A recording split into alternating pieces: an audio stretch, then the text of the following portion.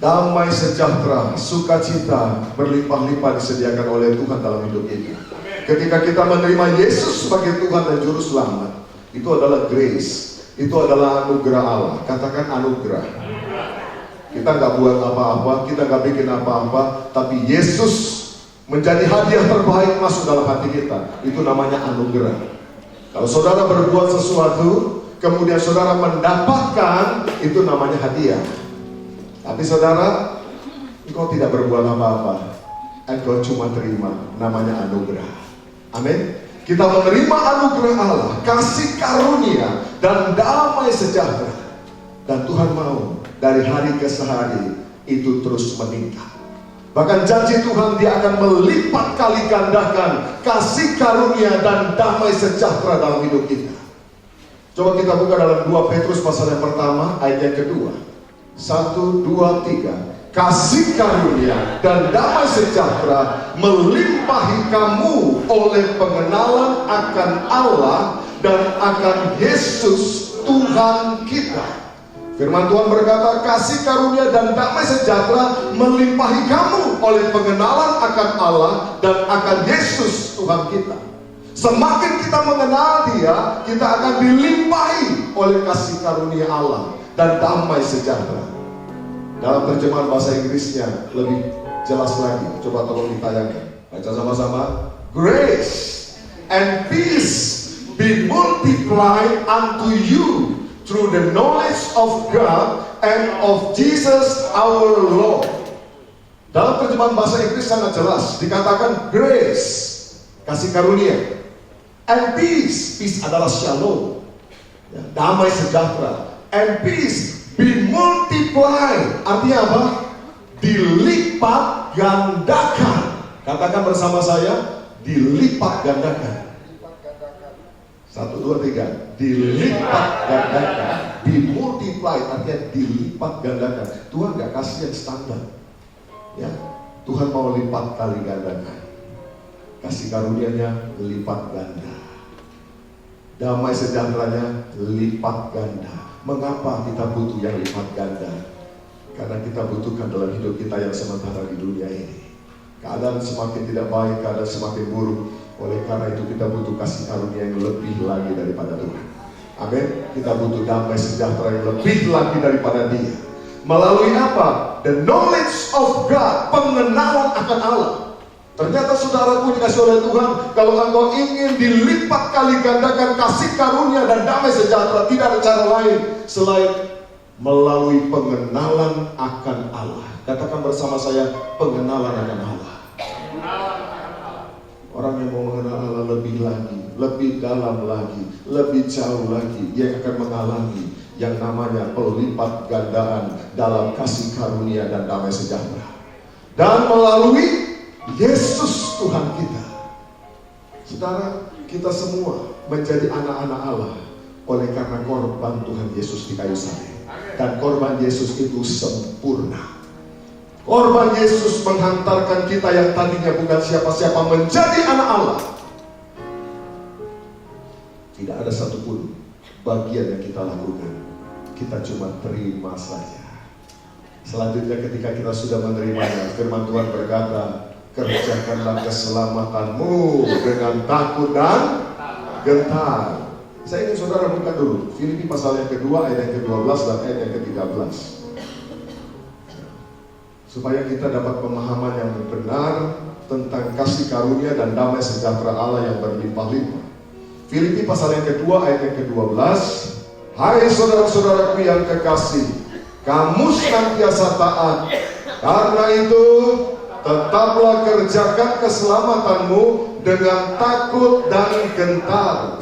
Bukan saja seperti waktu aku masih hadir, tetapi terlebih pula sekarang waktu aku tidak hadir. Ayat yang ke-13. Karena Allah lah yang mengerjakan di dalam kamu baik kemauan maupun pekerjaan menurut kerelaannya. Mengapa saudara dan saya mampu mengerjakan keselamatan kita? Bukan karena kita, sekali lagi, bukan karena kita. Alkitab berkata, karena Allah lah yang mengerjakan di dalam kamu. Amin. Coba tayangkan dalam terjemahan bahasa Inggrisnya. Nah, saudara perhatikan di sini. Wherefore my beloved, as ye have always obeyed, not as in my presence only, but now much more in my absence. Baca bersama-sama. Walk out your own salvation with fear and trembling. Dikatakan apa, saudara? Walk out your own salvation. Bagaimana kita bisa walk out? Karena kita sudah menerima terlebih dulu Allah yang walk in us. Betul? Because He walk in us, we can walk out our own salvation. Oleh karena Dia sudah mengerjakan di dalam kita, maka kita bisa mengerjakan keselamatan kita dengan takut dan gentar. Kekasih Kristus, damai sejahtera, kasih karunia berlimpah-limpah Tuhan mau lipat gandakan dalam hidup saudara. Yang mau katakan amin. Amin. Yang mau tepuk tangan dulu meriah bagi Allah. Tadi dikatakan apa? Melalui pengenalan akan Dia. Saudara, kita punya Allah yang mau menjadikan saudara dan saya adalah pemenang. Katakan bersama saya, pemenang. Ya, itulah sebabnya kita harus mengenal akan Dia. Dia Allah yang mau menjadikan saudara itu pemenang, bukan orang kalah. Bahkan lebih daripada pemenang di dalam segala perkara. Saya ingin saudara sama-sama kita melihat sebuah situasi yang pernah dialami oleh orang Israel ketika mereka mengalami hal yang tidak mengenakan dalam hidup mereka. Kita buka Hakim-Hakim pasal yang ke-6, ayat yang pertama sampai dengan ayat yang ke-6. Ini adalah penggambaran situasi yang sedang dialami oleh orang pilihan Allah, bangsa pilihan Allah dalam satu masa. Dikatakan, tetapi orang Israel melakukan apa yang jahat di mata Tuhan. Sebab itu Tuhan menyerahkan mereka ke dalam tangan orang Midian 7 tahun lamanya. Dan selama itu orang Midian berkuasa atas orang Israel. Karena takutnya kepada orang Midian itu, maka orang Israel membuat tempat-tempat perlindungan di pegunungan, yakni gua-gua dan kubu-kubu. Setiap kali orang Israel selesai menabur, perhatikan, setiap kali orang Israel selesai menabur, datanglah orang Midian, orang Amalek, dan orang-orang dari sebelah timur, lalu maju mendatangi mereka. Berkemahlah orang-orang itu di daerah mereka dan memusnahkan hasil tanah itu sampai ke dekat Gaza, dan tidak meninggalkan bahan makanan apapun di Israel, juga domba atau lembu atau keledai pun tidak. Sebab orang-orang itu datang maju dengan ternaknya dan kemahnya, dan datangnya itu berbanyak-banyak seperti belalang. Ya, belalang itu mau datang ya, dalam jumlah jutaan sebenarnya. Seperti waktu Tulah turun ke Mesir, jutaan belalang. Ya, belalang itu menggerogoti, menghabiskan semua hasil panen. Ya, makanya Tuhan selalu mengingatkan bangsa pilihannya. Perhatikan tentang belalang dalam kitab Maleaki, supaya belalang-belalang tidak masuk dalam kehidupan orang percaya. Buat ingatkan ya, perlindungan yang harus mereka buat. Bawalah persembahan perpuluhan, bawalah persembahan khusus ke rumah Tuhan, maka aku akan membentengi dari segala belalang. Lanjut saudara, ayat yang ke-6, baca sama-sama. Sebab orang Israel menjadi, sehingga orang Israel menjadi sangat melarat oleh perbuatan orang Midian itu. Lalu berserulah orang Israel kepada Tuhan. Dalam kondisi yang sangat amat sulit, tapi saya mengucap syukur saudara, mereka berseru kepada Tuhan. Itu adalah alamat yang tepat. Dialah benteng perisai hidupku. Betul? Bersoraklah, hei bagi Tuhan, amin. Dialah benteng perisai hidupku. Bersoraklah, hei hei, bagi Tuhan, amin. Dialah kekuatanku. Amin. Saudara, di dalam masa yang amat sulit, maka mereka nabur. Artinya apa? Kalau mereka nabur, tanahnya baik pastinya. Ya, karena kalau tanahnya nggak baik kan mereka nggak menabur. Musimnya juga pasti baik, karena apa? Mereka menabur. Karena petani itu tahu persis kapan waktunya menabur. Dan apa yang terjadi ketika mereka menabur, orang Midian datang. Midian ini keturunan Ketura, saudara. Keturunannya Abraham melalui gundiknya yang bernama Ketura. Ya. Midian ini arti katanya, saudara, adalah kepuasan. Hati-hati dengan kepuasan, saudara. Karena apa? Seringkali rasa puas membuat orang percaya menjadi lengah. Rasa puas membuat orang percaya akhirnya tidak bersungguh-sungguh lagi dalam hidup ini. Ketika seseorang itu mau lebih dan lebih lagi, apalagi kerinduan kepada Allah, pengenalan kepada Allah lebih dan lebih lagi, saya percaya ibadahnya pun gak main-main. Ibadahnya akan sungguh-sungguh, mencari Tuhannya sungguh-sungguh. Tapi ketika sudah muncul rasa puas, hati-hati saudara. Banyak orang menjadi jatuh bukan karena dia kurang pandai, bukan karena kurang kesempatan, tapi karena merasa puas. Dan hendaklah kita di dalam Tuhan tidak pernah merasa puas. Kita mau lebih lagi mengenal akan Dia. Kita mau lebih lagi melekat dengan Dia. Sebab semakin engkau dibersihkan, kau akan menghasilkan buah lebih banyak lagi. Amin. Kekasih Tuhan, Midian itu artinya kepuasan. Kalau Amalek artinya penghuni lembah. Lembah kegelapan, lembah hitam, lembah lah saudara. Ya, bahkan dalam pengertian yang lain, Amalek punya satu sifat. Apa itu? Suka menusuk dari belakang. Hati-hati saudara. Ya, terkadang Tuhan izinkan itu terjadi dalam kehidupan orang percaya. Ketika Tuhan melihat ada yang jahat di mata Tuhan. Orang Israel pada waktu itu melakukan dua macam penyembahan. Satu menyembah kepada Allah, tapi yang kedua mereka juga menyembah kepada Baal. Mereka pikir begini, toh kami tidak meninggalkan Allah, toh kami tetap beribadah kepada Tuhan. Ini kan cuma additional, ini kan cuma tambahan. Mereka pikir Tuhan bisa diduakan, saudara. Ya, saya mau pakai bahasa yang sehari-hari agak kurang enak. Mereka pikir mungkin Tuhan bisa diselingkuhi gitu, saudara. Ya, oh selain Tuhan, aku kan juga boleh menyembah ini. Ya. Dan saudara tahu mereka membangun mesbah Baal dalam rumah mereka. Bukan di luar loh, dalam rumah loh saudara. Padahal bait suci di luar rumah mereka, tapi mesbah Baal ada di dalam rumah mereka. Apa arti Baal?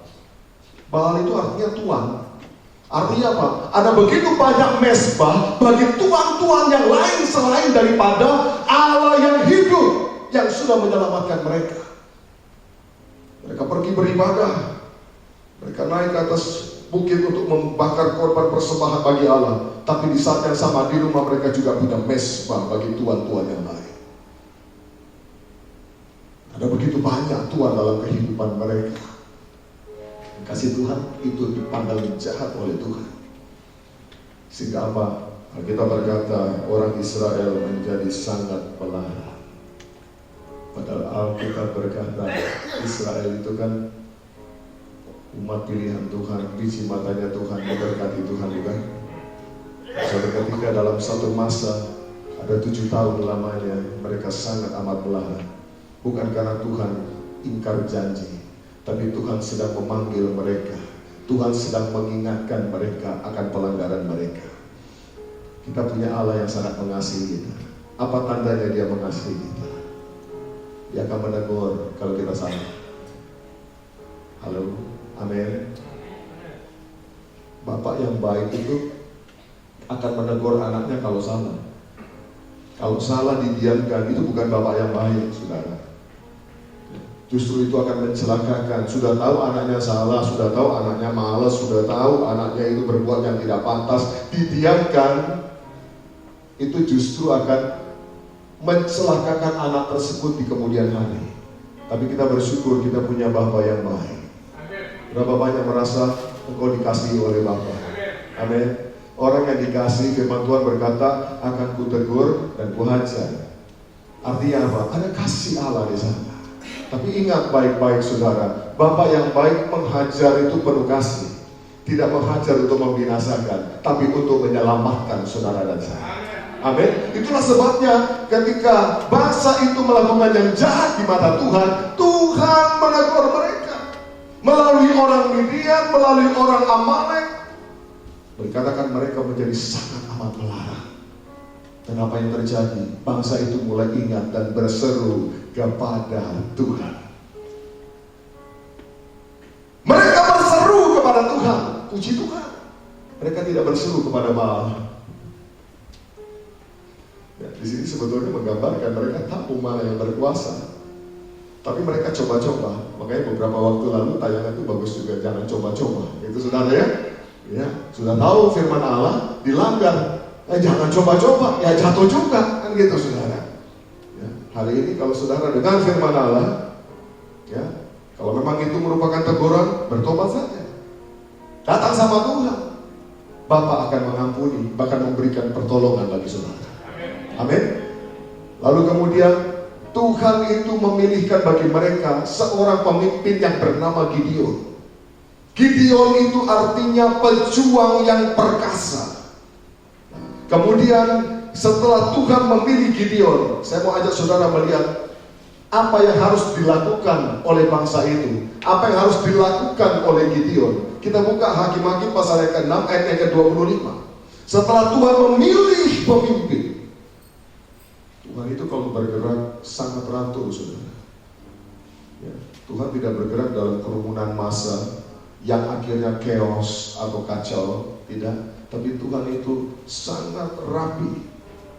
Ya, pemerintahan Allah, teokrasi itu sangat rapi. Tuhan menentukan dulu pemimpin. Ya, dipilih yang namanya Gideon, anak daripada Yoas. Ya, pada malam itu juga ayat 25, Tuhan berfirman kepadanya, ambillah seekor lembu jantan kepunyaan ayahmu, yakni lembu jantan yang kedua berumur 7 tahun. Runtuhkanlah mesbah Baal kepunyaan ayahmu dan tebanglah tiang berhala yang di dekatnya. Kemudian dirikanlah mesbah bagi Tuhan Allahmu di atas kubu pertahanan ini dengan disusun baik. Lalu ambillah lembu jantan yang kedua dan persembahkanlah korban bakaran dengan kayu tiang berhala yang akan kau tebang itu. 27. Kemudian Gideon membawa 10 orang hambanya dan diperbuatnyalah seperti, katakan bersama saya, seperti yang difirmankan Tuhan kepadanya. Tetapi karena ia takut kepada kaum keluarganya dan kepada orang-orang kota itu untuk melakukan hal itu pada waktu siang, maka dilakukannya pada waktu malam. No problem, mau siang mau malam, dia melakukan seperti yang difirmankan Tuhan. Amin. Tuhan berkata apa? Hancurkan mesbah Baal dan tiang berhala. Perhatikan baik-baik saudara. Sebelum proses penyelamatan, pertolongan, Tuhan menjadikan saudara pemenang, bahkan lebih daripada pemenang. Tuhan mau yang pertama kali hancurkan mesbah Baal dalam hidup kita. Tidak boleh ada tuhan-tuhan lain dalam hidup kita selain daripada Yesus Kristus, Tuhan satu-satunya. Segala penyembahan yang lain kita harus tanggalkan dan kita tolak itu semua. Dan kalau kita berbicara tentang Baal, Tuhan, seringkali saudara, mungkin orang percaya kan bilang gini, saya sudah tidak menyembah berhala, saya sudah tidak menyembah patung, saya tidak menyembah lagi ya kuasa-kuasa kegelapan. Puji Tuhan. Tapi ada banyak Baal-Baal modern dalam kehidupan kita hari-hari ini yang kita juga harus waspadai. Bahkan tidak jarang yang menjadi Baal, yang menjadi tuan dalam hidup kita justru adalah persoalan dan pergumulan kita. Mengapa? Karena kita lebih banyak merenungkan persoalan kita, pergumulan kita, lebih daripada merenungkan firman Tuhan.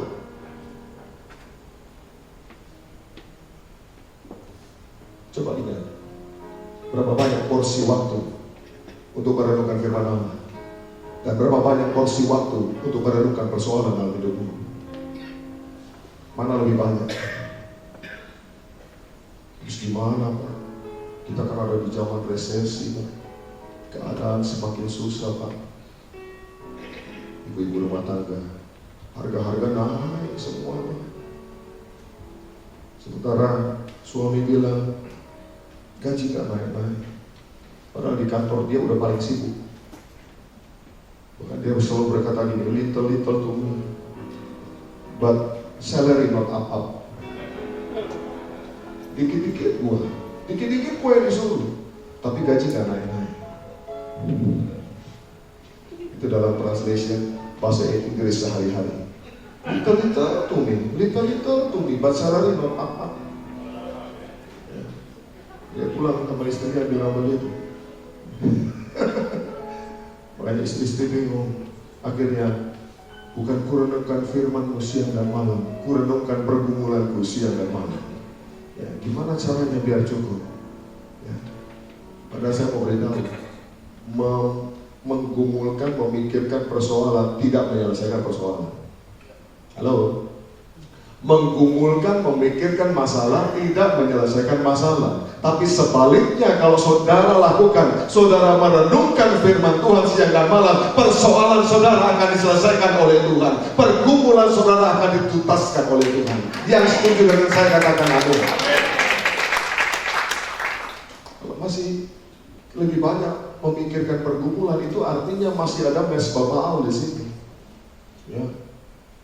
Kalau masih Anda memikirkan lebih banyak kepentingan diri sendiri, harga diri sendiri, ya, banyak orang hari-hari ini sibuk memikirkan bagaimana tentang harga diri. Akhirnya apa, saudara? Dirinya lebih tinggi daripada Tuhan. Tuhan gak dipermuliakan, buat dia gak masalah. Tapi kalau dia sedikit saja tidak dihormati, dia bikin kacau dunia. Begitu, saudara. Padahal tidak bisa. Mesbah Baal dalam hidup kita harus diruntuhkan terlebih dulu. Berapa banyak yang mau meruntuhkan mesbah Baal dalam hidup saudara? Ya. Jangan merenungkan pergumulan lebih daripada merenungkan firman Allah. Bahkan mulai malam hari ini, ya, katakan kepada diri sendiri, aku tidak mau lagi memikirkan persoalan. Amin. Ya. Aku hanya mau merenungkan janji Tuhan.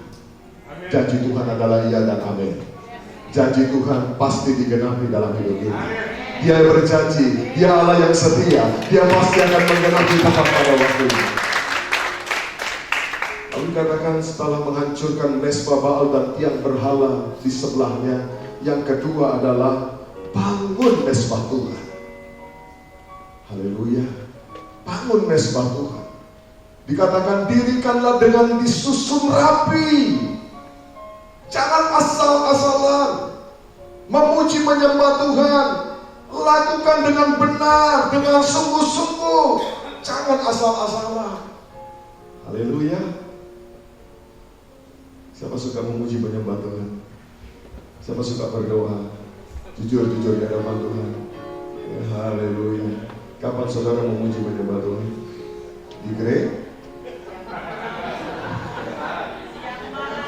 Siang malam, haleluya.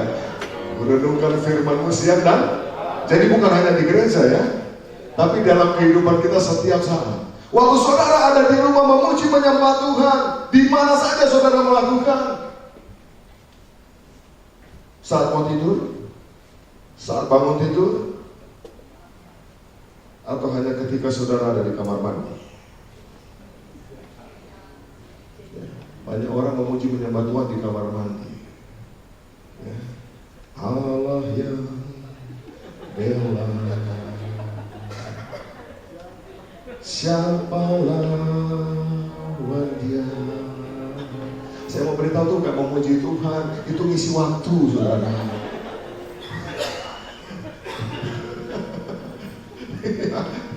Itu namanya ngisi waktu, karena memang nggak bisa buat lain kan. Kita lagi syampuan mau bikin apa saudara? Ya udah, Allah yang bela.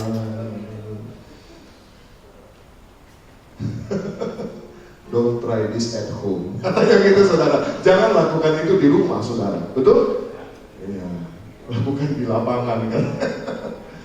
Bukan saudara. Artinya sungguh-sungguh berilah waktu. Saya tidak berkata bahwa di kamar mandi kita tidak boleh memuji menyembah Tuhan.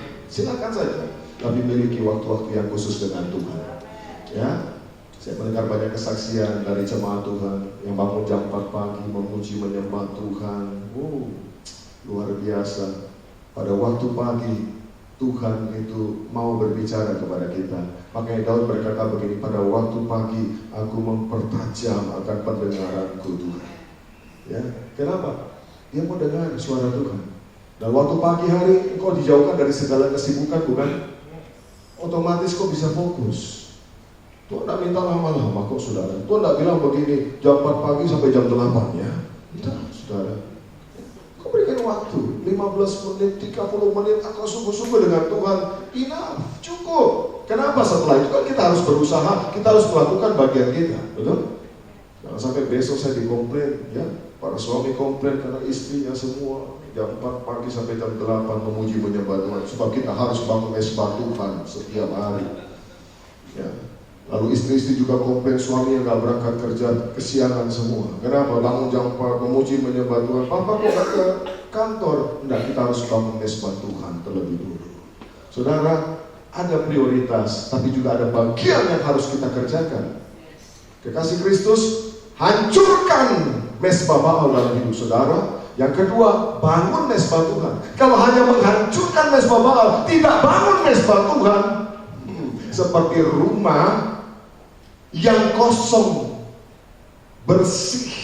Dan ketika roh jahat itu sudah keluar, dia melihat tempatnya, loh, kosong, gak ada siapa-siapa di situ. Maka dia akan kembali dengan membawa 7 kawannya loh saudara. Dia bawa sekutunya. Dan lebih jahat lagi akan terjadi dalam hidup orang itu. Hidup orang percaya teruslah melekat sama Tuhan. Katakan melekat sama Tuhan.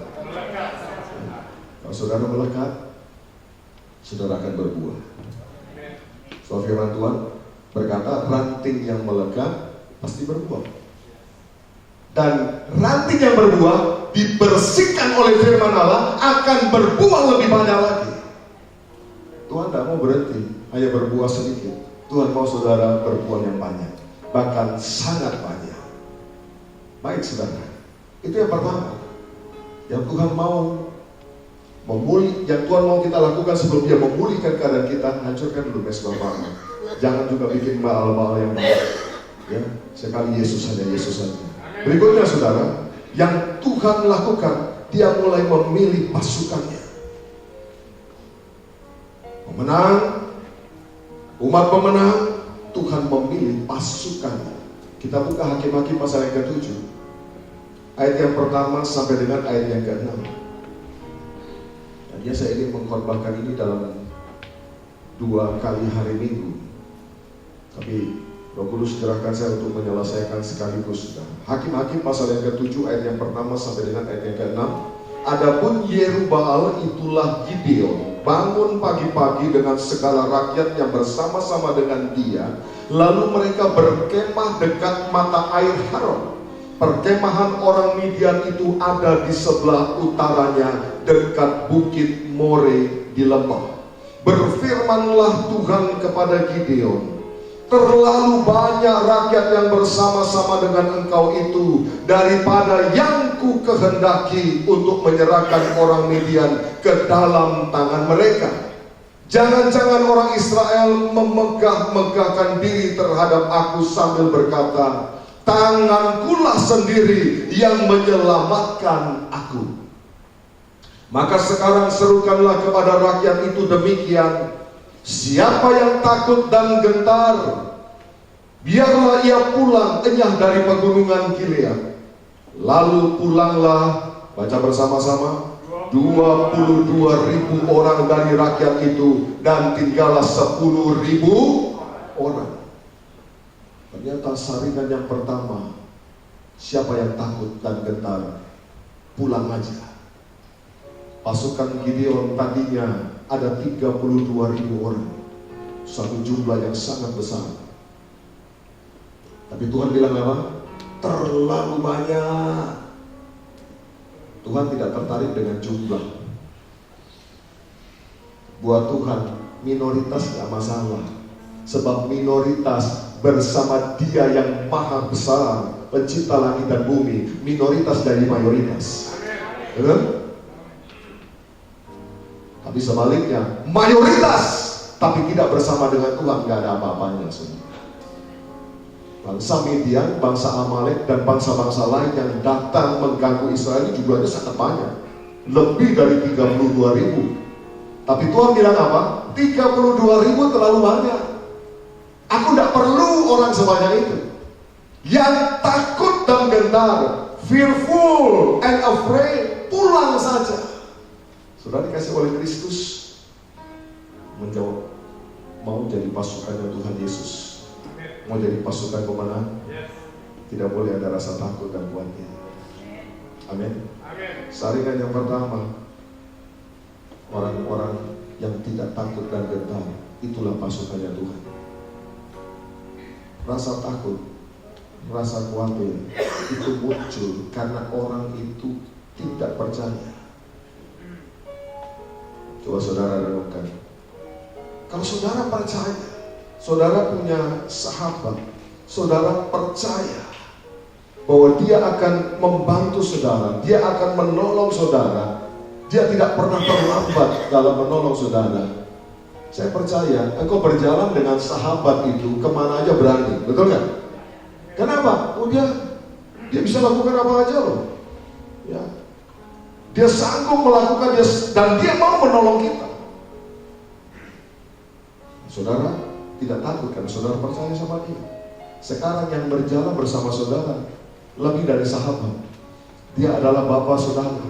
Dia adalah pencipta langit dan bumi, yang firman-Nya tidak pernah gagal, dahulu, sekarang, bahkan sampai selama-lamanya.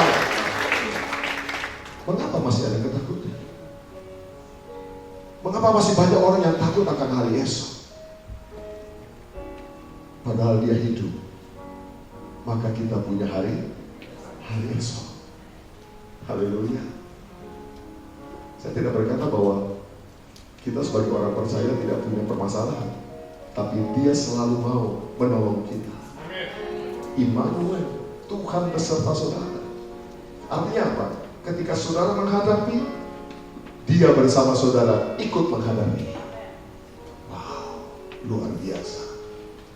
Ketika kau berjalan di lembah kekelaman, Dia juga ada di sana. Tuhan itu juga ada di lembah kekelaman bersama dengan saudara. Kalau kita disertai seperti itu, dan tangannya sanggup melakukan apa saja, masihkah ada ketakutan dalam hidup kita? Kasih Tuhan, kasih tahu orang kanan kiri saudara, mulai sekarang jangan takut lagi. Amin. Haleluya. Hal yang paling berbahaya itu rasa takut.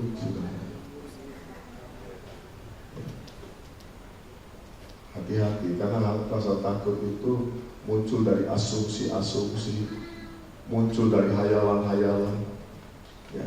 Dan memang tipu daya iblis itu kan memang mengganggu pikiran saudara. Ya, iblis tidak bisa berbuat apa-apa karena saudara sudah diselamatkan, saudara sudah menjadi miliknya Tuhan. Iblis tidak bisa ganggu apa-apa sebetulnya. Dia hanya bisa melakukan tipu muslihat, intimidasi. Dia seolah-olah membuat di dalam pikiran kita dengan panah apinya, masuk sini, persoalanmu tidak bisa diselesaikan, sudah terlalu gede, sudah terlalu besar, sudah kasar, sudah terlambat, tidak bisa diselesaikan. Kalau itu ada dalam pikiran saudara, apa yang harus saudara katakan? Katakan begini, kata siapa tidak bisa diselesaikan? Tuhanku maha besar. Dia sanggup untuk menyelesaikan pergumulan sebesar apapun. Dia sanggup untuk menyelesaikan. Saya percaya kalau kau katakan seperti itu, iblisnya lari tukang langgang, dia bawa perangkatnya, bawa ke orang lain. Betul? Dia bilang gini, yang ini gak mempan. Gereja Betani Senayan jemaatnya gak mempan pakai jerat yang ini. Haleluya. Kenapa? Karena saudara tahu yang menyertai saudara lebih besar kuasanya. Amin.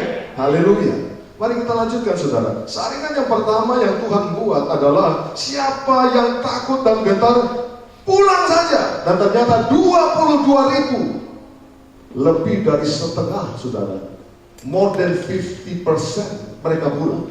32.000 tinggal 10.000. Jangan cemas, jangan khawatir, karena pilihan Tuhan tidak pernah salah.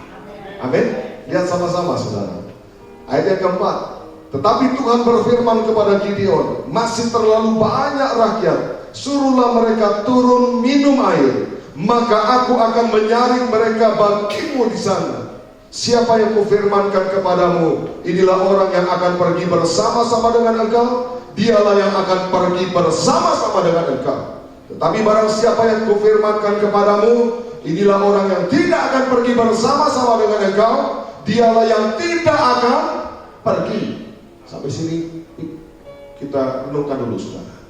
Ya, siapa yang bersama-sama dengan engkau ternyata bukan pilihan Gideon, Tuhan yang memilih. Saudara percaya orang yang bersama-sama dengan saudara saat ini dalam pergumulan, dalam masalah, orang yang Tuhan pilih menyertai saudara itu adalah berasal dari Tuhan. Amin. Berapa banyak yang percaya? Tepuk tangan dulu Maria bagi Allah kita. Ternyata tidak sembarangan saudara. Tuhan izinkan orang berjalan bersama-sama di dalam pasukannya. Orang yang berjalan bersama Gideon itu ternyata dipilih Tuhan. Tuhan bilang kalau aku pilih dia akan bersama-sama engkau. Tapi kalau dia tidak kupilih, dia tidak akan pergi bersama-sama dengan engkau. Karena itu dalam memilih rekan sekerja, dalam memilih partner, dalam memilih apa saja dalam hidup ini, jangan andalkan begini, mana kurikulum vitae-nya, aku periksa dulu. Ya, kurikulum vitae gak menjamin, saudara. Serahkan sama Tuhan. Tuhan yang pilih siapa yang menjadi partner saudara, siapa yang menjadi rekan sekerja saudara. Dari luar orang bisa lihat, wow, pastinya dia hebat, tentunya dia ini qualified. Tapi kalau Tuhan bilang no, aku nggak pilih dia, jangan paksakan. Amin. Jangan paksakan. Sebab perjalanan kita ini miliknya Tuhan. Sejak kita berkata hidupku bukannya aku lagi, tetapi Kristus yang hidup di dalam aku. Artinya setiap langkah dalam hidup kita bukan lagi milik kita, tetapi milik Yesus. Izinkan dia yang memilih. Kalau ada yang saat ini sedang mencari mitra usaha, nyari partner, doa sungguh-sungguh sama Tuhan. Tuhan, berikan aku partner, rekan sekerja yang Engkau kehendaki Tuhan. Amin. Kalau Engkau gak kehendaki, berani berkata begini, batalkan aja Tuhan. Kenapa? Saya berani berkata begitu. Saya mau kasih tahu begini, gak saudara ngomong pun nantinya bakal batal juga kok saudara. Daripada nantinya lebih baik sekarang batal. Saudara gak buang waktu. Betul? Cari jodoh ya begitu. Ya, Tuhan, izinkan aku coba-coba dulu. Oh rugi saudara, kok buang waktu. Ya, cari jodoh, nggak coba-coba. Ya, tanya sama Tuhan.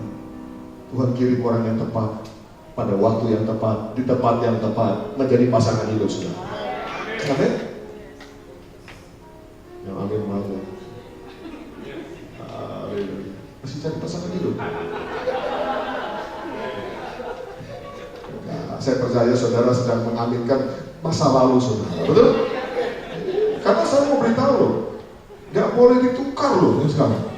Ya, ada seorang tadi pagi BBM saya gini, Pak, seandainya bisa saya tukar mertua saya dan istri saya akan tukar, Pak. Saya bilang, loh, jangan ditukar. Itu sudah yang terbaik dari Tuhan. Mau ditukar yang jadi sama lagi. Ya, dia berharap sebagai pendeta saya merestui. Ya, tukar saja. Ya, tukar boleh. Aku tukar tambah, saudara. Kekasih Tuhan, ya, berdoa sungguh-sungguh untuk rekan sekerja, untuk partner, ya, pasangan hidup dalam rumah tangga. Orang tua berdoa buat pasangan hidup anak-anaknya. Sini banyak para orang tua, ya, berdoa untuk pasangan hidup anak-anak saudara supaya jangan, ya, salah dalam melangkah, salah dapat pasangan hidup. Ingat saudara, salah dapat tukang cukur, menyesalnya itu cuma 1 bulan. Ya, saya kalau cukur dipotong sama tukang yang salah, stylist yang salah, ya saya pulang sampai rumah, isi saya cuma gini-gini.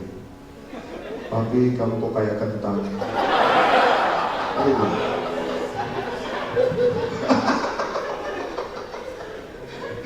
Ya, tapi saudara dikasih oleh Tuhan, untungnya kentangnya cuma 1 bulan, saudara. Ya, akhirnya apa? Bulan depan udah gak kayak kentang. Udah balik lagi, saudara. Ya, balik lagi kayak apa nggak tahu lah, saudara, ya. Ya, kalau salah pilih tukang cukur cuma 1 bulan. Ya, tapi kalau salah pilih jodoh, salah pilih pasangan hidup, seumur hidup. Karena apa yang telah dipersatukan Allah tidak dapat dipisahkan atau diceraikan manusia. Artinya apa? 2 terikat menjadi 1 sampai maut memisahkan. Haleluya. Kalau sudah dipisahkan oleh maut bagaimana? Ya, terserah Tuhan. Kan gitu, saudara. Ya, terserah Tuhan. Jangan buru-buru berdoa loh, saudara. Tuhan, ambillah segera. Saudara berdoa begitu, yang diambil bukan pasangan, saudara yang diambil lebih dulu. Saudara dikasih oleh Tuhan, doa sungguh-sungguh. Para orang tua berdoa untuk pasangan hidup anak-anak saudara. Ya, berdoa juga kalau mereka mulai bekerja supaya Tuhan tempatkan di tempat pekerjaan yang baik. Karena maaf saudara, tidak semua pekerjaan di dunia ini itu cocok untuk anak-anak Tuhan. Ya. Betul, tak cocok saudara. Ada yang nggak cocok. Meskipun itu pekerjaan kantoran, mungkin itu kerja di bank, mungkin, tapi saudara departemennya nggak cocok. Ayat yang kelima, mari kita baca. Lalu Gideon menyuruh rakyat itu turun minum air, dan berfirmanlah Tuhan kepadanya, barang siapa yang menghirup air dengan lidahnya seperti anjing menjilat, haruslah kau kumpulkan tersendiri. Demikian juga semua orang yang berlutut untuk minum. Ayat yang ke-6, jumlah orang yang menghirup dengan membawa tangannya ke mulutnya ada 300 orang. Tetapi yang lain dari rakyat itu semuanya berlutut minum air. Ayat yang ke-7, lalu berfirmanlah Tuhan kepada Gideon, dengan ke-300 orang yang menghirup itu akan kuselamatkan kamu. Aku akan menyerahkan orang Midian ke dalam tanganmu. Tetapi yang lain dari rakyat itu semuanya boleh pergi masing-masing ke tempat kediamannya. Dari 32.000 turun menjadi 10.000. Dari 10.000 turun menjadi 300. Saya percaya Gideon, ya, mikir aja sebelumnya angka 300 sudah akan pernah dapat, saudara. Dari 10.000 kalau turun jadi 5.000, turun jadi 1.000, oke lah, make sense, 10%, betul? Tapi ternyata bukan 10%, di bawah itu saudara, cuma 300. Dan Tuhan memilihnya bagaimana saudara? Mereka yang minum dengan menghirup. Ya. Ini ada 2 kelompok saudara. Yang pertama, yang langsung berlutut, langsung masuk ke air, minum saudara. Wah, enak, segar, dingin, kembung ini saudara. Ya. Ini kelompok yang pertama, dikumpulkan sendiri. Kelompok yang satu lagi, yang menghirup menjilat seperti anjing menjilat. Ya, bagaimana caranya? Dia mengambil dengan tangannya, lalu dibawa ke mulutnya, lalu kemudian dia menjilat. Ternyata yang seperti inilah yang dipilih oleh Tuhan. Mengapa itu yang dipilih oleh Tuhan? Kelompok yang pertama menggambarkan orang-orang yang ketika menerima berkat yang besar, lupa diri, lupa segala-galanya. Pokoknya berkat, aku nikmati, berlutut langsung, tidak lihat kanan kiri, nggak peduli orang di sebelah kanan kiri, tidak peduli di situ ada komandannya Gideon, tidak peduli kepada yang memberi yaitu Tuhan. Dia pokoknya nikmati berkat. Matanya di mana? Tertuju kepada berkat. Orang yang berlutut dan minum air langsung, tidak lagi melihat ke kanan ke kiri, apalagi ke atas. Enggak dipilih oleh Tuhan. Tetapi sebaliknya, yang menghirup dengan membawa tangan ke mulutnya. Ketika dia menikmati berkat, dia menikmati sambil tetap waspada. Satu, tetap waspada. Kenapa? Ini peperangan. Hidup saudara dan saya adalah peperangan. Engkau tidak bisa lengah bahkan sedikit pun. Ketika engkau menikmati berkat, engkau tetap waspada melihat sekeliling.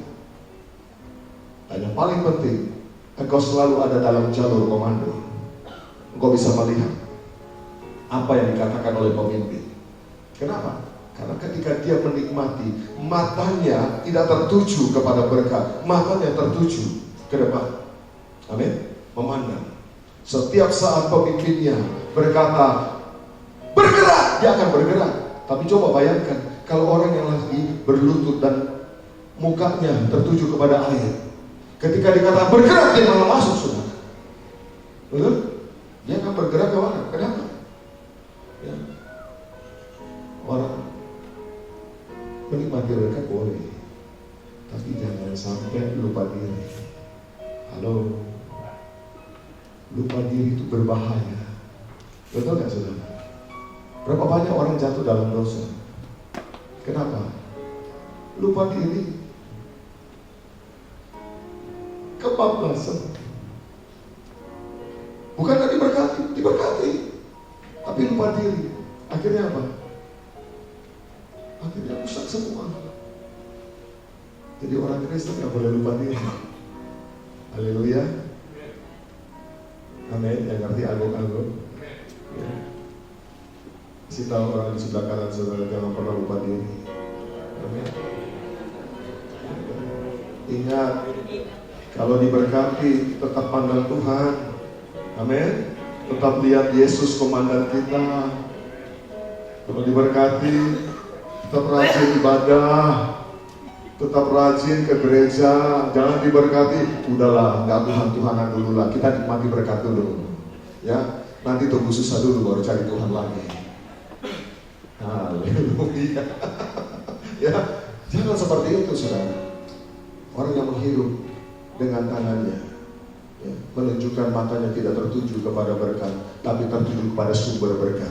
Siapa sumber berkatnya? Yesus. Dan yang terakhir, saudara, cara berperang kita pun berbeda. Kita buka dalam Hakim-Hakim pasal yang ke-7 ayat yang ke-22. Cara berperang kita berbeda. Cara berperang Gideon dan pasukannya tidak sama dengan orang-orang Midian, orang-orang Amalek, tidak sama. Ayat yang ke-22, mari kita baca dengan suara keras. 1, 2, 3. Sedang ke-300 orang itu meniup sangkakala, maka di perkemahan itu Tuhan membuat pedang yang seorang diarahkan kepada yang lain. Lalu larilah tentara itu sampai ke Betsita ke arah Serera, sampai ke pinggir Abel Mehola dekat Tabah. Dan dikasih oleh Tuhan, orang Israel berperang tidak menggunakan pedang sama sekali. Mereka hanya meniup sangkakala. Artinya apa? Mereka memuliakan Allah. mereka bersorak bagi Tuhan. Maka dikatakan di perkemahan, lihat saudara, di perkemahan itu Tuhan membuat pedang yang seorang diarahkan kepada yang lain. Dengan kata lain saudara, musuh binasa bukan karena pedangnya orang Israel. Musuh binasa karena pedang kawannya sendiri. Siapa yang membuat itu? Pencipta langit dan bumi, Tuhan yang Maha Kuasa, Yesus Kristus Tuhan. Berikan kemuliaan bagi Allah kita. Jika kita diperhadapkan kepada persoalan dalam hidup ini, jangan pakai cara yang dunia lakukan. Saudara punya cara, jalur khusus, berseru kepada Tuhan, bersorak. Ketika engkau bersorak di tempat di mana engkau berada, musuh dibuat Tuhan kocar-kacir. Bahkan dikatakan mereka melarikan diri sampai ke tempat-tempat yang jauh. Orang Israel tidak usah kejar.